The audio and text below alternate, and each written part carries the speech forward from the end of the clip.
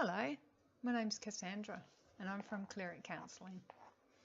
I'd like to talk today about an aspect of dry fasting which seems to not really be mentioned at all, or hardly, or just a snippet in all of the dry fasting videos that I've watched. Now, I live a high raw lifestyle, vegan, and I've been doing intermittent fasting for probably about the last year. So when I approached my dry fasting, I didn't really have many physical detox symptoms. I had one day I was a bit achy, and another day I had like a headache, but apart from that, the physical detox wasn't very much.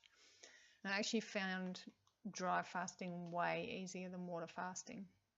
Now, one day of dry fasting is equivalent to 3 days of water fasting. Now, what I did was I did 19 hours of dry fasting and I drank. Then I did 49 hours of dry fasting and I drank. I did 69 hours of dry fasting and I ate and drank for a couple of days because I was just getting way too thin. Then I did 122 hours of dry fasting and then I stopped. And all up, I did 259 hours of dry fasting over 12 days. Now, as I said, the physical detox symptoms weren't that bad, a bit of a headache and an aching body. But the emotional purge was intense. Now, they say you go back a year in age for every day of fasting. And some days I was angry, other days I was sad, some days I was just despondent, and I was correlating that with what was going on at that time, tracking back the years for each day that I was fasting, and I was like, okay, that's why I'm so sad this day, or that's why I'm so pissed off today.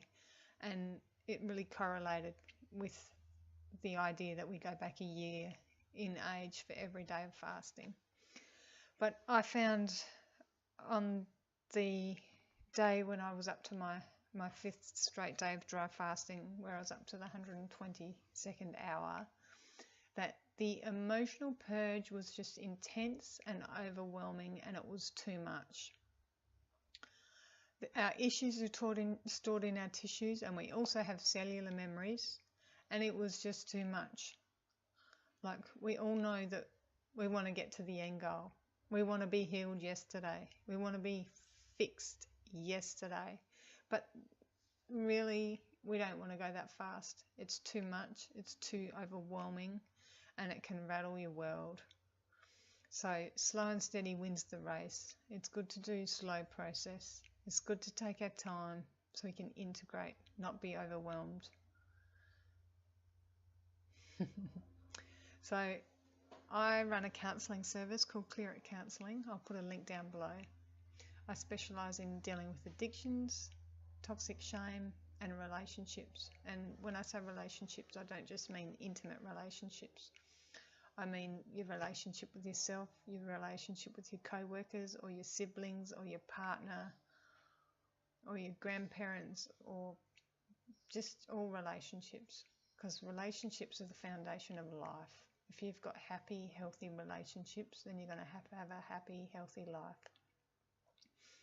So if you feel called to work with me, whether it's because you've got emotional stuff coming up from detoxing and cleansing, you're working on addictions of all sorts, or you're having relationship issues, or you just need some support, I have a lot of tools and knowledge. I've been doing cleanses and detox and self-experimentation with all sorts of different therapies and workshops and group work, and doing courses and training since I was pretty much 15.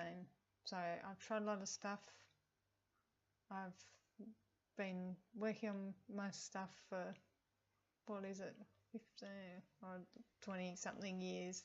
So if you feel called to work with me, I'd be honoured if you choose to work with me. So I'll put a link for my website down below, and I might see you, I might not, but if not, have a great life. Okay, bye bye.